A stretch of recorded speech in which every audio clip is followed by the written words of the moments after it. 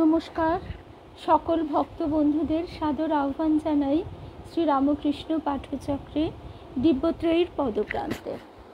দিব্যত্রয়ীর পদপ্রান্তে আমরা নমি কলুষহরণে এই শিরোনামে আমাদের গুরুদেব শ্রী শ্রী তারক ব্রহ্ম তারাদাস, দেবীমা শ্রীমতী ধীরা বসু এদের বলা যে কথাগুলি, সেই কথাগুলি আমরা শোনার এবং বোঝার চেষ্টা করি।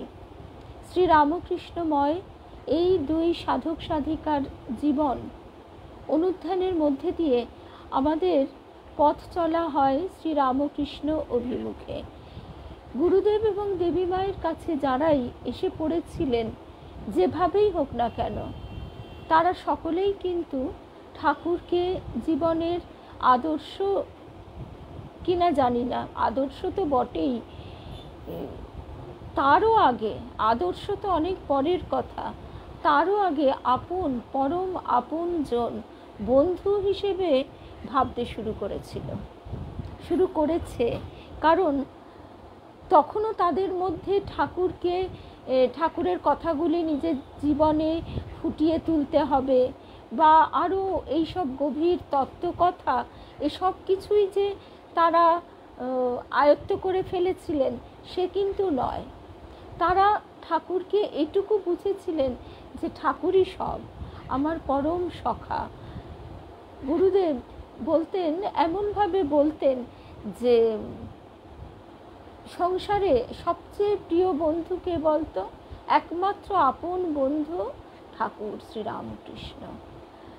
দেবীমা বলতেন, দেখো বাপু, সংসারে দেখছো তো চারিদিকে, সংসারে ঠাকুরকেই একমাত্র ভালোবেসো, আর সব করবে, যা করতে হয় করবে, কিন্তু ভালো তাকে বেসো, তাকে ভালোবাসার কোনো তুলনা হয় না।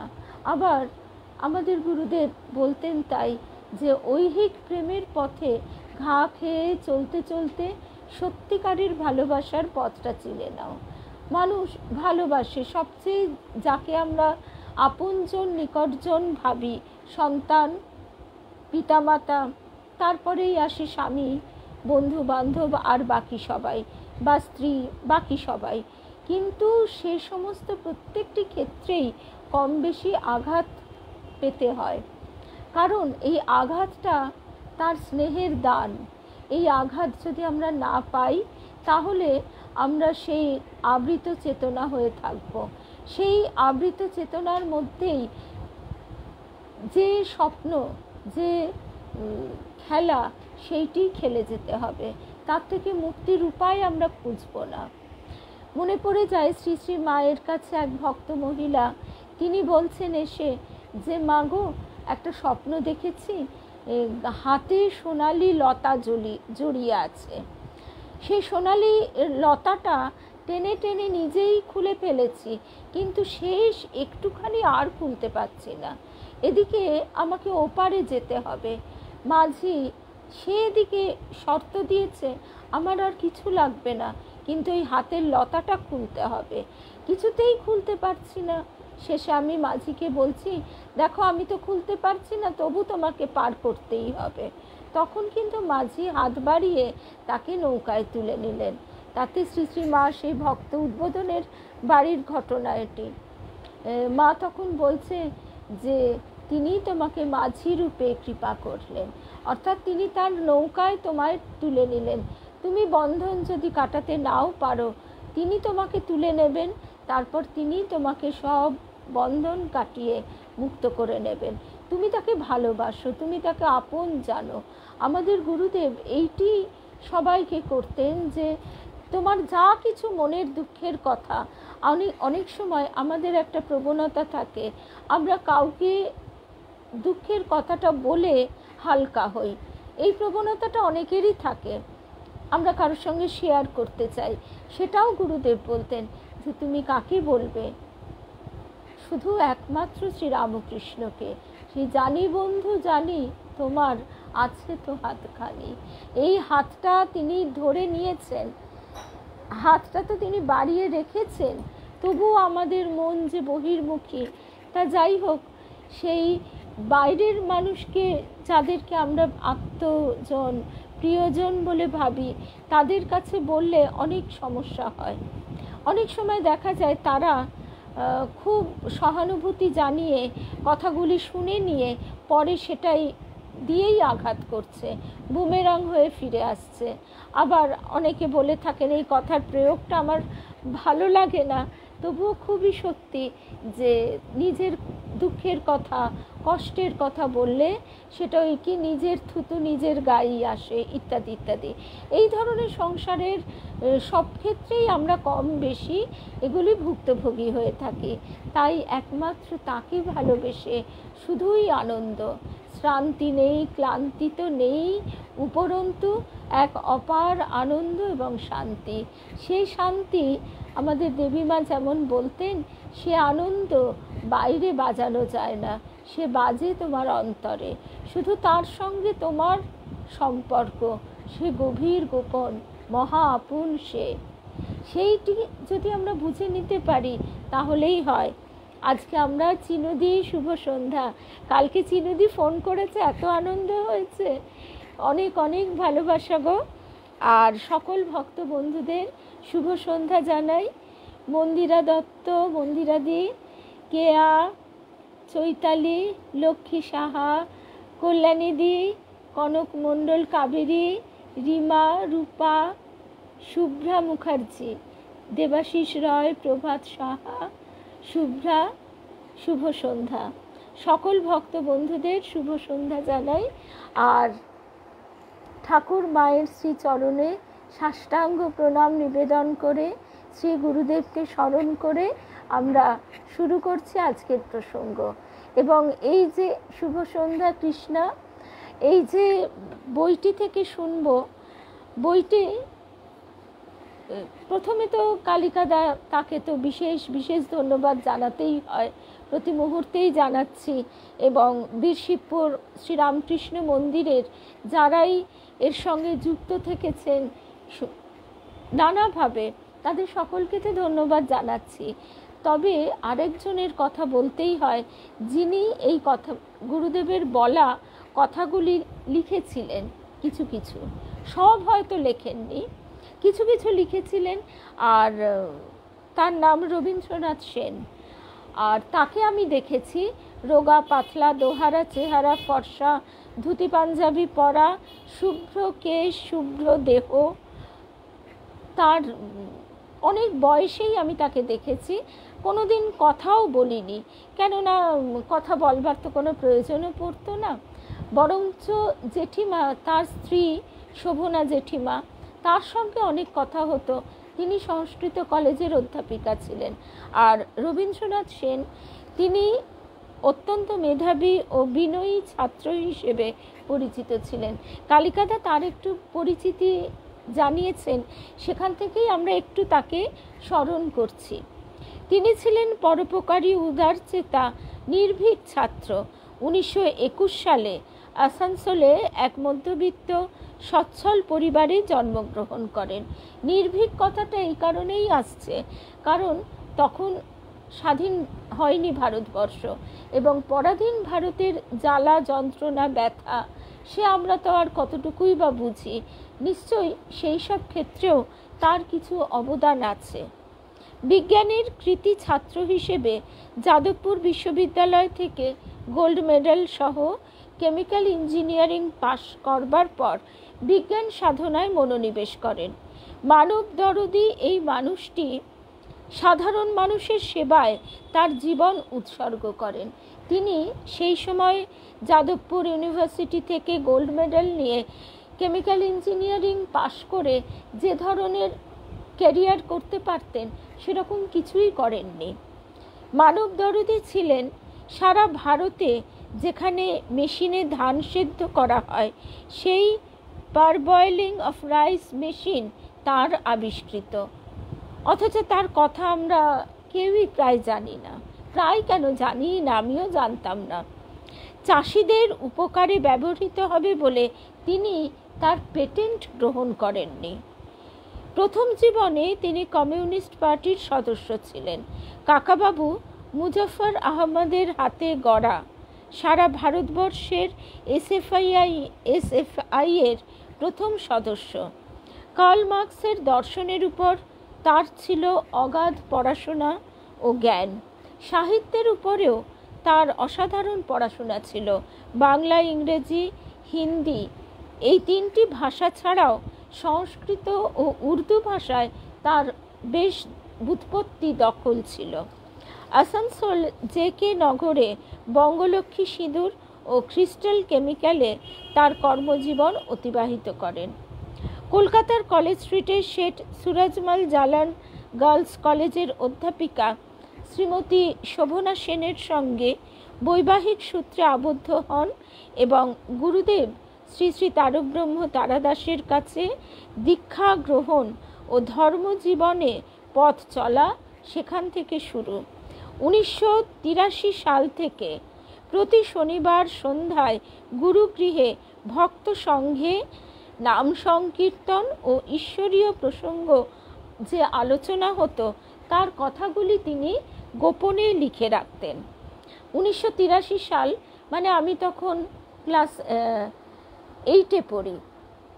82 সালে ক্লাস 7-এ আমার ভাই হলো এবং সেই মানে সূত্র ধরেই গুরুদেবের কাছে আমাদের যাওয়া শুরু হলো। 80 সালে অবশ্য বাবা প্রথম যায়, 80 সাল থেকে। এর আগের দিনই বলছিলাম বাবারই এক অফিস কলিগ বাবাকে নিয়ে যায়, কারণ বাবার এই আধ্যাত্মিক অন্বেষা ছিল। সেই সূত্র ধরেই গুরুদেবের কাছে যাওয়া এবং তারপরে 82 সালে যখন আমার ভাইয়ের জন্ম হলো তখন গুরুদেব আবারও জোর করে করে বললেন যে সপরিবারে আসবে। তো সেইভাবে আমারও প্রথম ওই 82 সালে শেষে অথবা 83 সালের গোড়ায় এরকম সময় যাওয়া, মোটামুটি 82 সালের পুজোর আগে যতদূর আমার মনে পড়ে, কারণ গরমের পোশাক পরেই প্রথম গিয়েছিলাম। এখন ভাবি ছবি তো তোলার কোনো তখন এত রেওয়াজ ছিল না, যদিও আমার বাবা এত ফটোগ্রাফি করত, কিন্তু সেটা ছিল একেবারেই ফর আর্টস সেক, শুধুমাত্র স্মৃতি রক্ষার জন্যে ছবি তোলা। ওই বিয়ে, জন্মদিন, উপনয়ন ইত্যাদি ছাড়া আর বেড়াতে যাওয়া ছাড়া এই সব ক্ষেত্রে কোনো দিন যে স্মৃতি রাখতে হবে এ কথা মনে আসেনি। তো যাই হোক, পরবর্তীকালে আমার শুনে শুনে মনে থেকেছে যে শীতের পোশাক ছিল না, সেই কারণে আমি ধরেই নিচ্ছি ওই পুজোর আগে পরে, হয়তো বিজয়ের প্রণাম করতেই। প্রথম দিন গুরুদেবকে দেখে কিছুই বোধ হয়নি, বরঞ্চ গুরুদেব আমাকে বলছেন, আমি এমন টাইট স্কার্ট পরে গিয়েছিলাম যে কিরে তুই কি নীল ডাউন হয়েই থাকবি, মানে আমি বাবু হয়ে বসতে পারছিলাম না। আর তারপরে সেদিন যা খেয়ে এসেছিলাম আজও মনে করলে মনে হয় বোধহয় আগের দিন খেলাম। লুচি, লম্বা বেগুন ভাজা, ছোলার ডাল, আলুর দম আর সম্ভবত পায়েস বা রসগোল্লা, সেইটা আমার আর ঠিক মনে পড়ে না।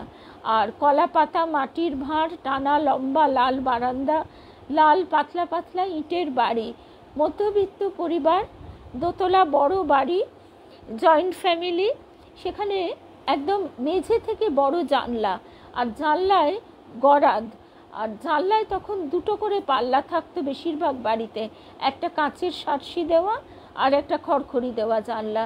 একটি জানলায় গুরুদেব বসেছিলেন, গলায় গাঁদা ফুলের মালা পরানো, এবং আমার বাবার কাছে আমি সবসময় শুনতাম এই কুসংস্কার, এই কত ভণ্ডামি হয় ধর্মের নামে। সেই কারণে আমার প্রথম দর্শনে ভালো লেগেছিল, এ কথা তো বলতেই পারি না। কিন্তু তারপরে কি হলো, 82 সালে ক্লাস 7, 83 সালে ক্লাস 8, তারপর 84 সালে আমার ঠাকুমা দেহ রাখলেন ক্লাস 9-এ পড়াকালীন। আস্তে আস্তে একটু একটু করে আমাদের যাওয়া আসা শুরু হলো, গুরুদেবই ডাকতেন। তারপর মনে মনে গুরুদেবের প্রতি যে ভালোবাসা, সেই ভালোবাসায় মনে হয়েছিল যে দীক্ষা যদি মানে স্বয়ং ভগবান এসেও দেন, নেব না, এই গুরুর কাছেই, ইনি আমার গুরু, এইটা আমার মনে হয়েছিল। কারণ তখন আমি শ্রীমা শ্রী অরবিন্দের বই ভীষণভাবে পড়তাম এবং শ্রী মায়ের যে সমস্ত দর্শন, সেই সব দর্শন কথা পড়তে পড়তে এইটি একেবারে দৃঢ়ভাবে মনের মধ্যে বসে গিয়েছিল আমরা যে স্থূল জগতে বাস করি, এর বাইরে এক অনন্ত অপার জগৎ আছে, সূক্ষ্ম জগৎ, যার হাতছানি অনুভব করলেও তার সঙ্গে কোনো যোগসূত্র স্থাপনের আমার কোনো সক্ষমতা ছিল না। তা এই গুরুদেবকে দেখে মনে হয়েছিল ইনি আমাকে সেই যোগসূত্রটি করে দিতে পারবেন। তখনও আমি কিন্তু ঠাকুর মায়ের কথা ওই যতটুকু বই পড়া তার বেশি একেবারেই জানতাম না, কারণ আমার দিদিমা, দাদু দিদিমা এরা ঠাকুর মায়ের ভক্ত ছিলেন, নিয়মিত বেলুড় মঠে যাতায়াত করতেন, অথচ আমার বাবার দিকে সেই রেওয়াজ ছিল না। তারা গীতা, উপনিষদ, শঙ্করাচার্য এই সমস্ত বই পড়বার বেশি মনোভাব রাখত, বহু প্রাচীন ভারতের সাধক সাধিকার কথা ইত্যাদি। তো তারপরে গুরুদেবের কাছে মনে মনেই বলে এসেছিলাম যে আপনার যদি সেই শক্তি থাকে, আমি মনে মনে বললাম আপনি শুনে আমাকে ডাকবেন। মানে কত বড় আস্পর্ধা, আমি তাই ভাবি। কেননা ঘর ভর্তি লোক, এই যে ভক্ত সংঘ, সংঘ বলতে ঠিক যে গঠন করা কোনো সংঘ তা না, মানুষ এই ভালোবাসার টানে শনিবার হাফ ডে অফিস, তখন ওরকম একটা শনিবার ছুটি, একটা শনিবার অফিস এরম ছিল না, বেশিরভাগ জায়গাতেই হাফ ডে অফিস থাকতো। মানুষ কত দূর দূরান্ত থেকে অফিস করে তারা আসতেন, এবং সেই আন্দুল থেকে বারুইপুর, জয়নগর, এত দূর দূর পথ তারা ফিরতেনও। আর আমাদের সেইভাবেই আস্তে আস্তে বাবার সঙ্গে সঙ্গে একটু একটু যাওয়া, এবং সেই ঘরে গুরুদেবের গান, হরিনাম, শ্রী রামকৃষ্ণ নাম, রামকুমার চট্টোপাধ্যায়ের কণ্ঠে এই গানটি আছে, ইউটিউবে পাওয়া যায়। অসারো সংসারও মাঝে সেই সে তোমার সার রতন, রামকৃষ্ণ রামকৃষ্ণ এই নামে মালা জপরে মন। তা এমনভাবে গুরুদেব গাইতেন যে সেটা যেন আমাদের ভেতরে একেবারে প্রবেশ করে যেত। আর গুরুদেবের কাছে, গুরুদেব দেবী মায়ের কাছে লাকিদি জয়শ্রী সেন, মেয়ে, মানে তখন মেয়েটি ছিল, এখন সে 60 পেরিয়ে গেছে, তার সে থাকতো, সে বিয়ে থা করেনি, এবং তার ক্ষেত্রে একটা ছোট্ট গল্প আমি করছি, আগেও বলেছি। তার পরম সৌভাগ্য যে সে এমন দুজন সাধক সাধিকার একেবারে ঘন স্নেহ ছায়ায় তাদের সেবা যত্ন করে তার জীবনটা, এই জন্মটা তাই সে কাটাতে পেরেছে। সন্ধ্যাবেলা যখন ঠাকুরের আরতি হতো, তখনই দুপুরবেলা তো ঠাকুর ঘর বন্ধ হয়ে যেত, তারপর ঠাকুর ঘর খোলার পর ভুর ভুর করে ওই অম্বুরি তামাকের গন্ধ। এই কথা মীনা সামন্ত দিদি, সে আমেরিকায় থাকে, প্রথম সে যখন লিখেছিল ওই পাগড়ি বাড়িতে গিয়ে সে পেয়েছিল, তখন আমি তারপরে এই কথাটা কিন্তু প্রকাশ করেছি, কারণ এই সব কথা অনেকেই বিশ্বাস অবিশ্বাসের দোলাচলে দোলেন, নিতে চান না। তো যাই হোক, সেই ভুরভুর করে তামাকের গন্ধ বেরোতো, আর গুরুদেব বলতেন, দেখেছিস বেটি কিরম প্রেম সে তামাক টেনেছে। তা এইবারে ঠাকুরকে এই জন্যেই আমাদের আপনজন মনে হতো, তার কথা শুনতে হবে, তার উপদেশ শুনতে হবে, সেটা আমাদের জীবনে প্রতিফলিত করতে হবে। এরকম এত কঠিন কঠিন বিষয় নিয়ে তখন অন্তত আমার মতন একজন, যে কিনা তখন তার ওই স্কুলে পড়া জীবন, সে কোনোদিন ভাবেওনি। শুধু গুরুদেব ঠাকুরকে আপনার হতে আপনজন এটুকু তিনি গেঁথে দিয়েছেন। এবারে হবে কি, তিনি দিলেই যে আমি নিতে পারবো তা নয়, সেই পাত্রটিও, আধারটিও, ওই যে তিনি বলতেন আমি তোদের মনের ঘরে ঝাড় দিই, তিনি পাত্রটিও গড়ে নিয়েছেন।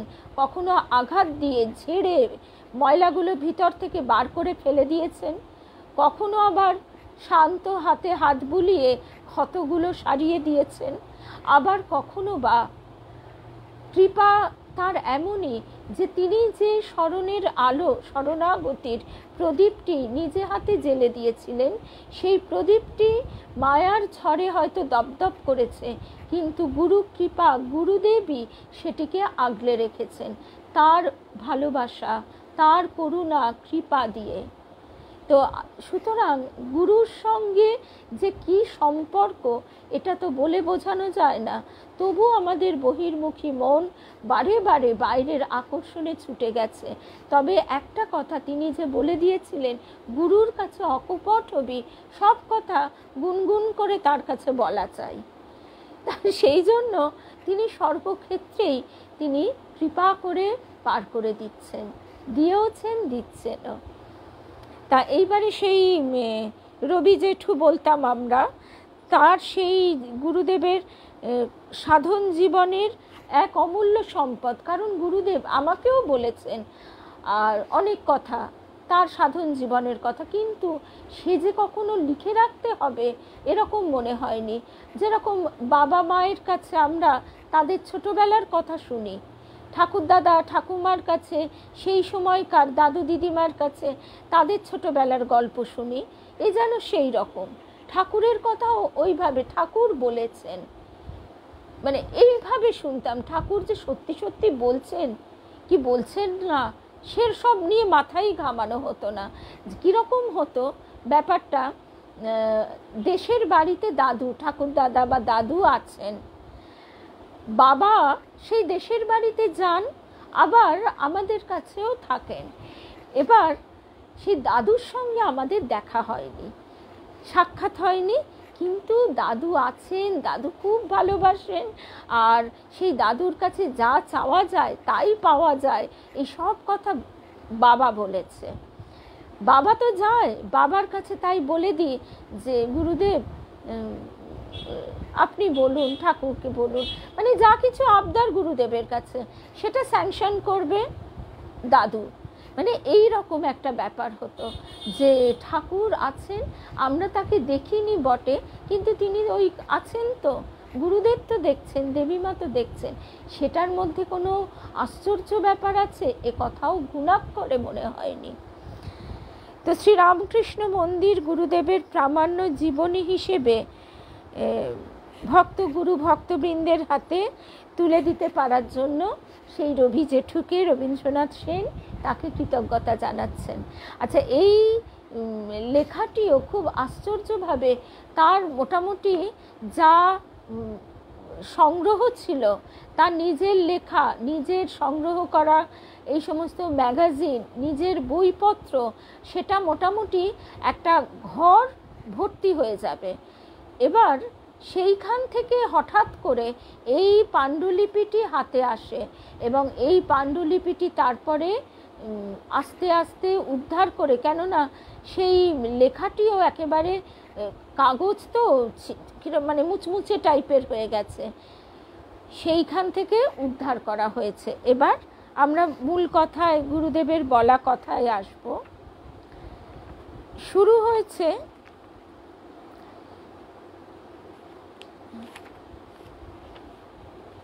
1983 সালে, 26/11/1983 সাল। মিনি বাসে বিশ্বনাথবাবু, স্বপনবাবু মৌরিগ্রাম স্টেশন থেকে উঠলেন। তারা গিয়েছিলেন শ্রী নীরেন ব্যানার্জি জ্যোতিষের কাছে। এই কথাগুলো আমরা শুনেছিলাম আগের দিন। তিনি আমাদের ঠাকুরের মানে গুরুদেবের ছক দেখে বলেছেন, সর্বদা কালী ও কৃষ্ণের সাথে চলাফেরা কর, প্রতিনিয়ত যোগাযোগ, দেহে শিবের সত্তা। গত জন্মে 75% সাধনা কমপ্লিট হবার পর এক নারীর অভিশাপে সাধনা অসমাপ্ত থাকে। এ কথাও আমরা শুনেছি। নারী আর কেউ নন, দেবী মা। এবং গুরুদেব নাকি মেয়েদের একটু ছোট চোখে দেখতেন। তিনি সবসময় ভাবতেন যে তিনি আগে পুজো করবেন, আগে মন্দিরে প্রবেশ করবেন। তিনি তার প্রবেশের সময়ে কেন একজন মহিলা বসে পুজো করতে থাকবেন, এই সব নিয়েই বিবাদ।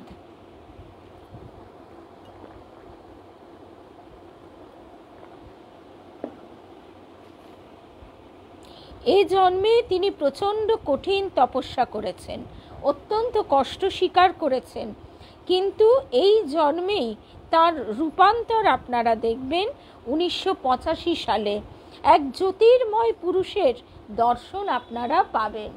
আমাদের গুরুদেব আমাকে নিজ মুখে এই কথা বলেছেন। এই কিছু কিছু কথাগুলো তো মনে থাকতো, মনে থাকে, যে বলছেন যে বাইরেটা দেখছিস, বলতে গেলে সত্যি গলা ধরে আসে। মনে হয় যে কোন কিসের জন্যে যে তার চরণে গিয়ে পড়েছিলাম জানি না। তো গুরুদেব বলছেন যে তার বাইরের দেহটা, বলছেন যে এই বাইরের দেহটা দেখছিস, এটা একটা আবরণ, ভেতরে শ্রীরামকৃষ্ণ শক্তি। তারপর বলতেন ঘরে গিয়ে যে দেখ এই ঘরে কটা আলো আছে, একটা ঝাড় লণ্ঠন, একটা টিউব লাইট, একটা এমনি বাল্ব, একটা নাইট ল্যাম্প, এইসব আছে, তো সব নেভানো, এক একটার এক এক আকৃতি, সুইচ দেওয়া হলো, সবগুলো জ্বলে উঠলো, কোনোটার কম আলো কোনোটার বেশি আলো, কিন্তু শক্তি সেই এক। তেমনি সেই শ্রীরামকৃষ্ণ শক্তি সর্বত্র প্রকাশিত, কোথাও কম কোথাও বেশি। রোগ শোক কিছুই তাকে স্পর্শ করে না। এসব কথা কিন্তু বলছেন একজন অ্যাস্ট্রোলজার, কালীঘাট পার্কে ছোট গলিতে তার চেম্বার। রোগ শোক কিছুই তাকে স্পর্শ করে না, তিনি নির্বিকার। বাইরে যা দেখান তা ভান মাত্র, অর্থাৎ বাইরে তিনি সংসারী সেজে থাকেন কিন্তু সংসারী নন, তিনি পূর্ণ সন্ন্যাসী। এর বয়স আমি দেখছি 100 বছর। এটা লাইফ উইদিন লাইফ। যেখানে ইনি বাস করেন সেটা যেন একটা ডাস্টবিন, অর্থাৎ সেই যে সংসারের মধ্যে জয়েন্ট ফ্যামিলি এবং সর্বোপরি দেবীমা সেখানে থাকেন।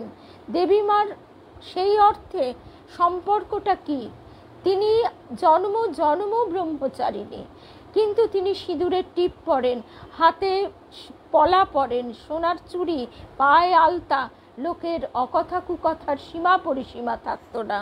আজকে যেমন আমরা শারদেশ্বরী আশ্রমে মায়েদের দেখলে অবাক হই, তবু সেখানে একটা কথা, সেটা একটা আশ্রম। মায়েদের হাতে শাখা, গেরুয়া কাপড়, পাড়ওয়ালা, তা সত্ত্বেও মায়েদের কত সংযম, কত নিষ্ঠা, সেটা আমরা যত কাছ থেকে দেখি তখন জানতে পারি। অনেকে অবাক হয়ে এসে জিজ্ঞাসা করে, নিজের কানেই শুনেছি যে আচ্ছা আপনারা নারায়ণের সেবা করেন, নারায়ণ স্পর্শ করতে আছে। গৌরীমা সেই অধিকারও দিয়ে গেছেন ঠাকুরের আশীর্বাদে, ঠাকুরই অধিকার দিয়েছেন, আর গৌরীমা সেইটি তাদেরকে মানে এগিয়ে নিয়ে গেছেন সেই পথে। তা সুতরাং ওই অ্যাস্ট্রোলজার বলছে এর পূজা অর্চনা সবই নিজস্ব ধরনের। এরা যুগে যুগে আসেন সনাতন ধর্মকে পুনঃপ্রতিষ্ঠা করতে। যে নারীর অভিশাপে তার সাধনা অসমাপ্ত ছিল গত জন্মে, তিনি এই জন্মে তার সাধনার সাহায্যকারিণী। কীরকম? ঠাকুর দেবীমাকে সমস্ত নির্দেশ দিতেন, আর গুরুদেবকে দেবীমার কাছ থেকে শুনতে হতো নির্দেশগুলো। ঠাকুর গুরুদেবকে কত কথা বলতেন, কিন্তু এই সাধনার নির্দেশ সবই দেবীমার কাছ থেকে, অর্থাৎ একজন নারীর কাছ থেকে শুনতে হতো, যেহেতু সেই নারীকে তিনি গত জন্মে অবজ্ঞা করেছিলেন।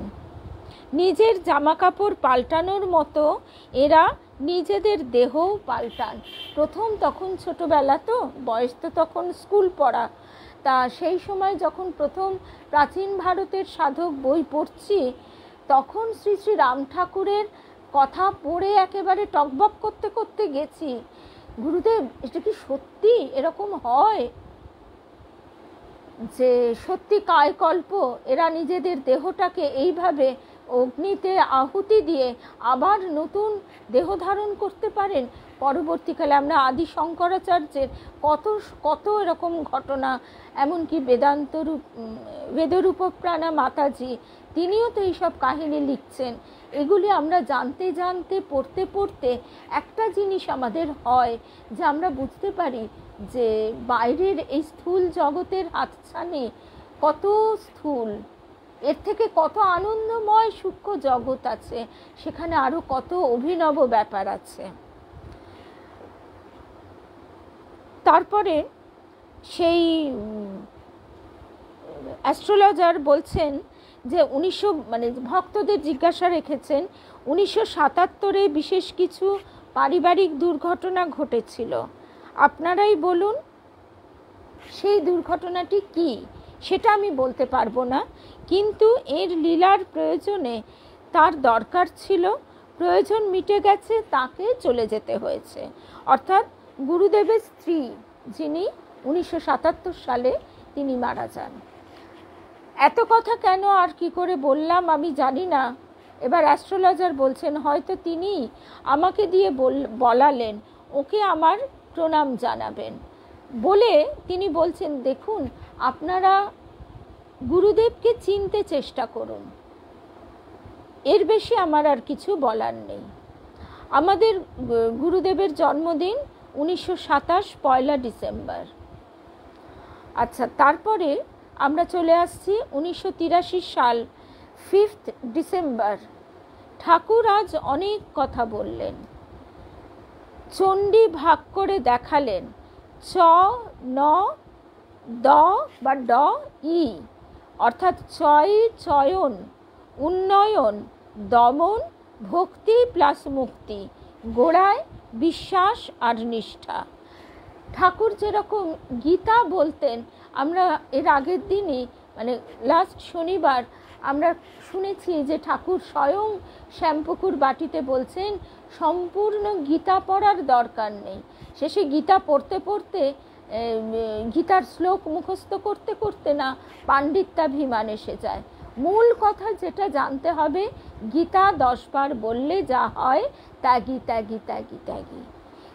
আবার সেখানেও মহেন্দ্রলাল ডাক্তার তিনি আবার ভুল ধরছেন ব্যাকরণের, তখন মাস্টারমশাই নবদ্বীপ গোস্বামীর কথা উল্লেখ করে বলে দিচ্ছেন ব্যাকরণে কোনো ভুল নেই। এখানেও ঠাকুর তাই চণ্ডী, আমরা তো কেউ চণ্ডী পাঠ সেভাবে করতে পারিও না, জানিও না, তা কি করতে হবে সেটা এখানে ঠাকুর যেন একেবারে মন্থন করে মূল কথাটি বলছেন, চয়ন, উন্নয়ন, দমন, ভক্তি প্লাস মুক্তি, গোড়ায় বিশ্বাস আর নিষ্ঠা। দেবীমার স্বপ্নের একটি ছোট্ট অংশ, অনেক বড় স্বপ্ন গুরু দেবীমার দর্শন হতো। স্বপ্ন দেবীমা নিজেই বলেছেন স্বপ্ন বলি বটে তোমাদের, কিন্তু মনে হয় এই যে তোমরা এসেছো কথা বলছো এটাই স্বপ্ন, আর যা দেখছি এটাই বাস্তব। বিরাট অর্ধ বলয়, শিবের মাথায় যেরকম অর্ধচন্দ্র থাকে সেরকম বিরাট অর্ধ বলয় থেকে অনুপরমাণু ঝরে পড়ছে, আর তাতেই প্রাণ জীব সৃষ্টি। শ্রী শ্রী রামকৃষ্ণের উক্তি, ওটা নেমে এলে সব ধ্বংস। আর গুরুদেব বলছেন ওটা ব্রহ্ম তেজ, ওটা থেকেই সব সৃষ্টি, কিন্তু কাছে এলে সব পুড়ে ছাই হয়ে যাবে। এবার 7/4/1984 তীর্থনাথের দেবীমার স্বপ্নে একটা অংশ পাঠ। তীর্থনাথ দা বলেন সবাই, আমরা জেঠু বলতাম, তা তীর্থনাথ জেঠু না কাকুই বলতাম বোধহয়, তিনিও এখন দেহে নেই। তিনি বাংলার অধ্যাপক ছিলেন মেদিনীপুর কলেজের। ঠাকুর ঘরে পুজো হচ্ছে, 4 ভাগের 3 ভাগ জায়গা সাদা জবাতে ভর্তি। তারা মায়ের পূজা করছেন যিনি, তিনি দেখতে আমাদের গুরুদেবের মতো নন। আসলে এখানে রবি জেঠু তিনি আমাদের গুরুদেবকে কখনো ঠাকুর বলতেন, তিনি দেখতে আমাদের গুরুদেবের মতন নন, অথচ তিনি স্বয়ং গুরুদেবই এটা মনে হচ্ছে, বোধ হচ্ছে। ঠাকুর ঘরের সামনের বারান্দার ও অনেকখানি জায়গা সাদা জবায় ঢাকা, পূজার উদ্দেশ্য বিশ্বের কল্যাণ। দেবীমার প্রশ্ন মনে জাগছে, এইখানে এক কোণে পূজা, তাতে বিশ্বের কার্য হবে কিভাবে? এই যে 1983 সালে, এটিও আমি আগে পাঠে বলেছি, এখানে যেভাবে লেখা আছে সেই লেখাটা পড়ছি। 1983 সাল, অর্থাৎ তখন আমরা না ইন্টারনেট, না এইসব ফোন, না কিছু জানি। ঠাকুর দেবীমার মনে এই প্রশ্ন, এইখানে এক কোণে পূজা, তাতে বিশ্বের কার্য হবে কিভাবে? ঠাকুর জবাব দিচ্ছেন, কেন? এর ফল বাতাসে ভেসে বয়ে যাবে, জলের কণায় কণায় সারা বিশ্বে ছড়িয়ে পড়বে। আমাদের গুরুদেব বলছেন, সাদা জবা সত্যগুণের প্রতীক, আবার জবা মায়ের পায়ে থাকে, অর্থাৎ সৎ আত্মা মাকে আশ্রয় করে থাকবে। তার কাছে কি এলো কি গেল সেদিকে তার ভ্রুক্ষেপ নেই, নিজেকে পূর্ণ সমর্পণ করে দেবে মায়ের পায়ে। আমরা যে ফুল দিয়ে পুজো করি, আসলে তো নিজেকেই সমর্পণ করা, নিজেকে সম্পূর্ণ, নিজেকে ভক্তি চন্দন দিয়ে, তুলসী পত্র দিয়ে সমর্পণ করে দেওয়া। স্বপ্নের মধ্যে সনাতনী তারা শক্তি, এই কথাটা ছিল। তখন কোনো একজন ভক্ত প্রশ্ন করছেন, সনাতনী কথাটার তাৎপর্য কি? শাশ্বত? ঠাকুর তখন বলছেন,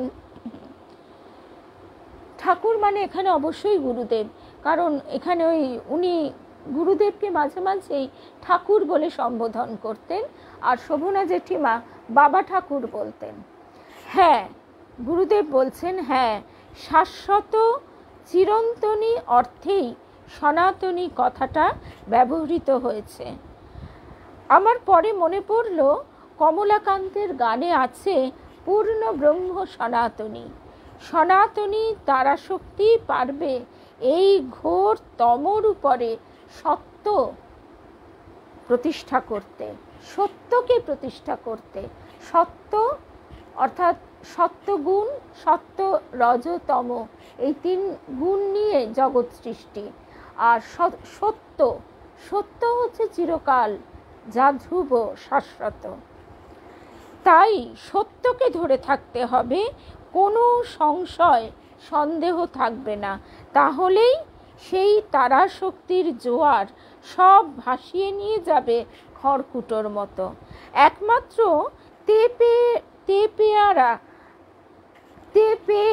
এরা আটকে থাকবে আড়ায়, একমাত্র এরা আটকে থাকবে আড়ায়। এবারে আবারও সেই একজন ভক্ত বলছে, তেপে মানে? তখন সেই রবি জেঠুকে গুরুদেব বলছেন, তেপে কি বলতো? তখন রবি জেঠু উত্তর দিচ্ছেন, ওই বুড়োদের বলে, তাদের 2 পা ছাড়াও একটা লাঠি থাকে পায়ের মতন, সেই জন্যে। তখন গুরুদেব বলছেন, না, তা নয়, চতুষ্পদ জীব তমগুণী, চতুষ্পদ জীব তমগুণী, মানুষ দ্বিপদ, অর্থাৎ সে তমর উপরে উঠতে পারে। অবশ্য পাখি আছে দ্বিপদ, তবে তার প্রসঙ্গ পরে বলবো। পাখির কথা তারপর আর হয়ে ওঠেনি। ব্র্যাকেটে লেখা আছে, তেপে মানে যার সন্দেহ আছে, সংশয় আছে, বিচার করতে চায়, তারা তেপে। সন্দেহ বিচার চলবে না। স্বামীজি বলেছিলেন না যে এই যুগে সবচেয়ে ভয়ঙ্কর রাক্ষস সংশয় রাক্ষসম, যে সংশয় রাক্ষস হচ্ছে সবচেয়ে ভয়ঙ্কর। রবীন্দ্রনাথও লিখছেন না, প্রেমপথ না, কি যেন গানটা, যে রবি ঠাকুরের ওই গানটা ভীষণ ভালো, সংশয় তিমির মাঝে না হেরি গতি হে, সংশয় তিমির মাঝে না হেরি গতি হে, প্রেম ও আলোকে প্রকাশিত জগপতি হে। এই প্রেমের দৃষ্টি তার কাছে প্রার্থনা করতে হয়, কারণ সংশয় আসে, সংশয়কে আমরা অস্বীকার করতে পারি না। আমাদের শিক্ষা সমাজ আমাদের সংশয়ী দিকেই নিয়ে যায়, কিন্তু ঠাকুর বলছেন বিশ্বাস, সেই বিশ্বাস তার কাছে প্রার্থনা করতে হয়। সেই পূর্ণ বিশ্বাস, সেই বিশ্বাসের আলোতে আমাদের চোখ যেন উদ্ভাসিত হয়। এবারে ওই রবি জেঠু তিনি প্রশ্ন রাখছেন, স্বাভাবিক, তিনি যাদবপুর ইউনিভার্সিটিতে পড়া সায়েন্টিস্ট, তার আগে তিনি সিপিএম মানে ওইসব কার্ল মার্কস ইত্যাদি এইসব করেছেন, কার্ল মার্কসের দর্শনের উপর, তা কমিউনিস্ট পার্টির সদস্য তিনি। তো ন্যাচারালি তার এবারে প্রশ্ন, তাহলে কোনো ক্ষেত্রেই বিচার করব না? গুরুদেব বলছেন, নিজের বিচার আগে করো দেখি। সারা দিনে সকাল থেকে কত মিথ্যা কথা বলেছি, কত অন্যায় কার্য করেছি, আগে সেটা ভাবো। জানো তো, সারদা মা বলেছিলেন, নিজের দোষ দেখলে স্বর্গে যায়, আর পরের দোষ দেখলে নরকে যায়। মানে কি? নিজের দোষ দেখা অর্থাৎ নিজেকে সংশোধন করা, আর পরের দোষ দেখলে মন ছোট হয়ে যায়। বিচার কে করবে? বিচার করবে সে যার সমদৃষ্টি আছে। ও এই ভুল করেছে, এটা তো আমিও করতে পারতাম। তাকে বন্ধুভাবে বোঝাও, তাকে বন্ধুভাবে বোঝাবো, এটা তোমার ভুল হয়েছে, এটা হয়তো আমিও করতে পারতাম, তবে এটা করা ঠিক হয়নি, এসো এটা আমরা শুধরে নিই। তাকে বুঝিয়ে আবার তাকে আলিঙ্গন করবে, যেন সে ও তুমি এক আত্মা। এই হলো বিচার। আজকের দিনে কর্পোরেট ওয়ার্ল্ডে যাকে ওয়ে অফ টকিং বলা হয়, একটা মানুষকে ছোট করা, খিচিয়ে তাকে এইভাবে বলা, আর তাকে বন্ধুর মতো আলিঙ্গন করে, যেখানে গুরুদেব বলছেন ভালোবেসে বলা, এই দুটোর মধ্যে তফাৎ। এই হচ্ছে বিচার। এর সবচেয়ে বড় দৃষ্টান্ত কে জানো? প্রভু নিত্যানন্দ। কলসির কানা মেরে রক্তাক্ত করে দিল, তাকে আলিঙ্গন করে বলছেন, ভাইরে তুই বড় ভুল করেছিস, ভাইরে একবার হরিনাম কর, মেরেছিস কলসির কানা, তাই বলে কি প্রেম দেব না? এটা পারেন কে? স্বয়ং প্রভু নিত্যানন্দ। তিনি নিত্য, তিনি আনন্দ, তিনি আনন্দ স্বরূপ। এই আনন্দে নিত্য স্থিতির জন্য ত্যাগ, প্রেম, বিবেক, বৈরাগ্য, তিতিক্ষা আছে, আর সবার উপরে আছে ক্ষমা। সেই পারে বিচার করতে, যে ক্ষমা করতে পারে সমস্ত অন্তর দিয়ে। আমাদের দেবীমা বলতেন, আমরা ক্ষমা করতে পারি না, আর ক্ষমা করতে পারি না বলেই আমরা ঠাকুরের এই ক্ষমাময় রূপটাও দেখতে পাই না। তার যে কি ক্ষমা, অসীম শরণ দীন জনার, আমরা সেটা বুঝতেই পারি না।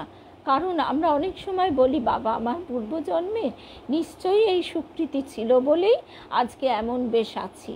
কিন্তু দেবীমা বলতেন, সুকৃতিটা জানলে, কি করে জানলে? আর দুষ্কৃতিগুলো, সেগুলো কি হলো? সেগুলোও তো ছিল, সেগুলো ভুলে গেলে। আসলে আমরা ওই অহংকার ছাড়তে পারি না বলেই আমরা ভাবি যে আমাদের সুকৃতির জোরে আমরা এটা পেয়েছি। না, সবটা পেয়েছি তার কৃপায়। গুরুদেব, এই দেবীমা বলতেন, তোমরা তো দেখতে পাও না, তোমরা এত সহজ রাস্তা কি করে পাচ্ছ? ঠাকুর তোমাদের ঠেলে সরিয়ে দিয়েছেন প্রারব্ধ, পূর্বজন্মের সংস্কার, তাই তোমরা এইভাবে সহজভাবে এগিয়ে চলেছ। জয় রাম কৃষ্ণ, জয় রাম।